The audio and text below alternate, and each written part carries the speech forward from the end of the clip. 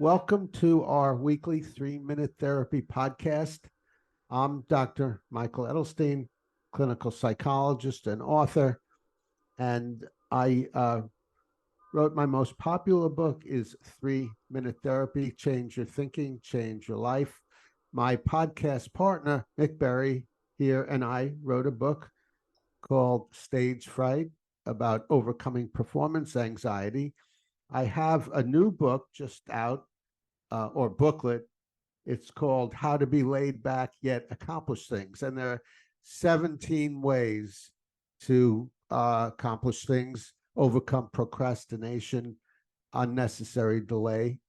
So that's another one you can add to your armamentarium. And we discuss various aspects of REBT, rational emotive behavior therapy, a type of therapy formulated by Albert Ellis in the 1950s, which caused a revolution in the psychotherapy movement, from the Freudian approach of looking at your childhood to discover your problems and solutions, to the current more popular approach now, sometimes called cognitive behavior therapy. And that is looking at your thinking that causes your emotional problems, particularly your musty, demanding, should thinking. So when you're feeling anxious, angry, or depressed, look for your demands, your musts and shoulds. And there are three main categories. I must do well and get approval, otherwise I'm no good. Others must treat me well, otherwise they're no good. And my life must be fair, easy, and hassle-free, or else it's horrible.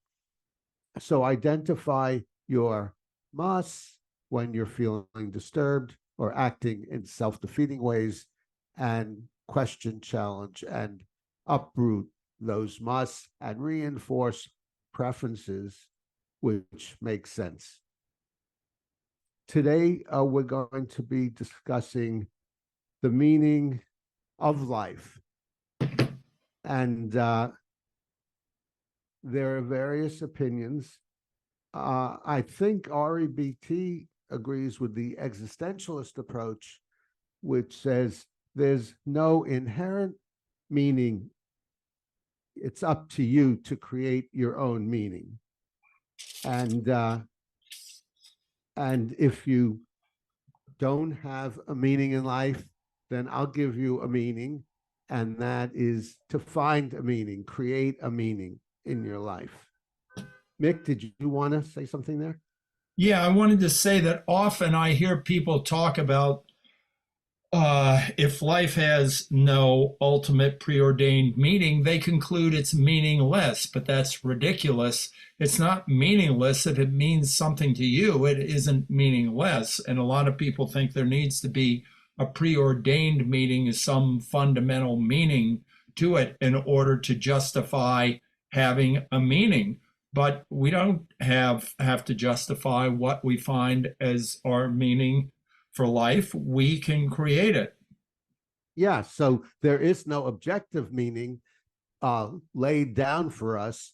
It's up to us to create meaning, because that adds more pleasure to life.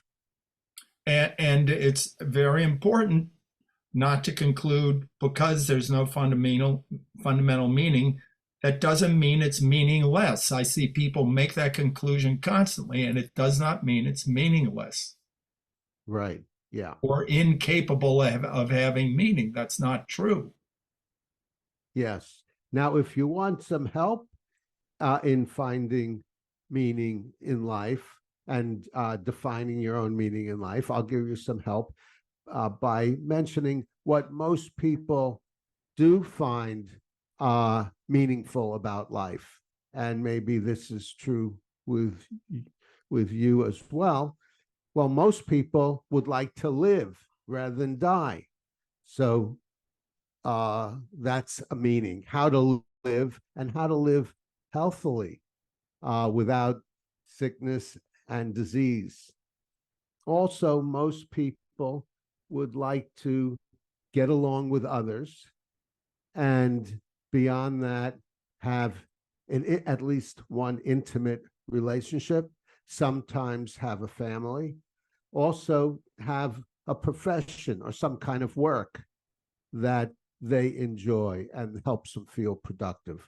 So those are some meanings you can consider, and maybe you've found those, and to add meaning to your life. Uh, Yes, Mick? yeah, well, I could just say personally, one thing I find that's very meaningful to me is that I think the human race is pretty extraordinary in what it has created and how we've pretty much tripled the life expectancy from what it was 2 or 3 thousand years ago. The things we've invented, how we've made life much more manageable, much more pleasurable. It's no longer necessarily brutal, nasty, and short for most of us.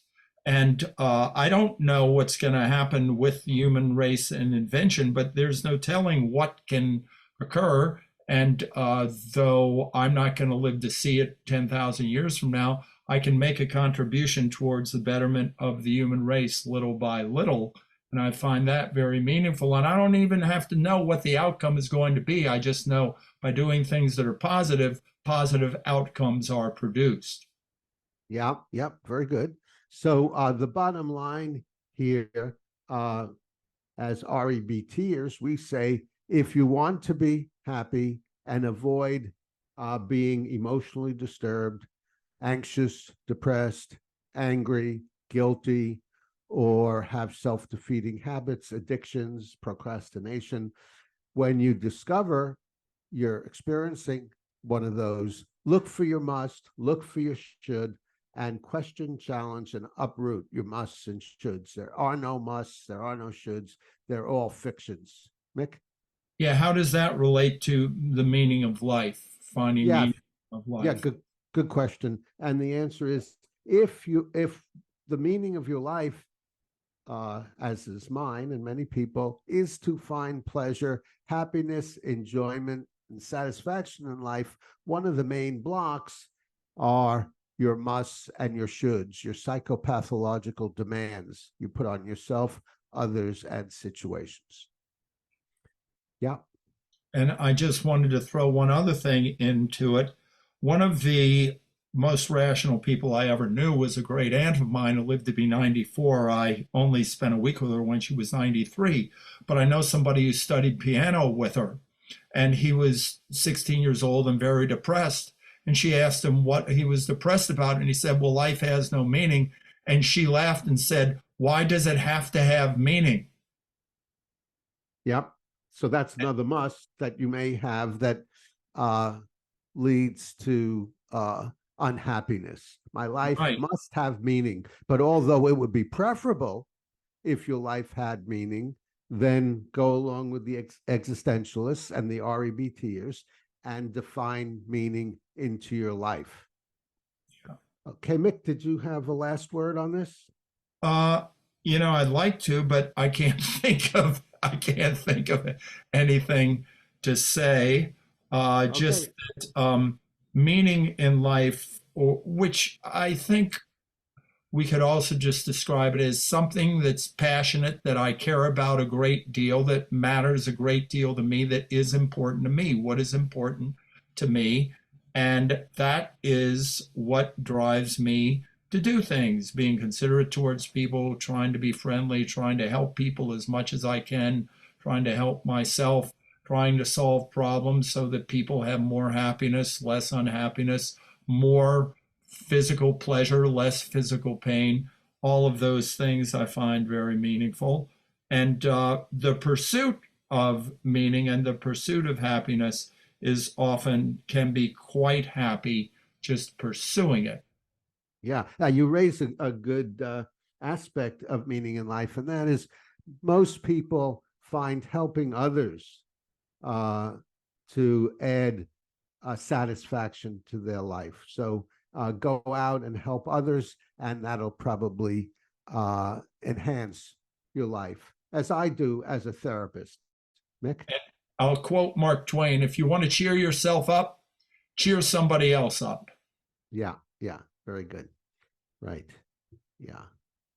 And So I think that's all we have for today on meaning and life. And I think this has been a very profound podcast. So if I suggest you listen to it a couple of times and see what you can learn from it and give yourself some goals, some homework assignments based on what we've said. So, And also yeah, tell us where we're making mistakes, where you think we're making mistakes, or how we can do better. yes, and do that by commenting below. Give us a thumbs up if you found this valuable. Suggest subjects for future podcasts. Volunteer if you'd like to be a guest and discuss a problem that you might have, or if you're a therapist and you'd like supervision with a client, you're welcome to join us. And I'd like to thank you, Mick, for being a valued partner here. And thank you, Chris Rossini, our tech engineer, for being another valued partner. Subscribe to the 3-Minute Therapy to stay on the rational side in life.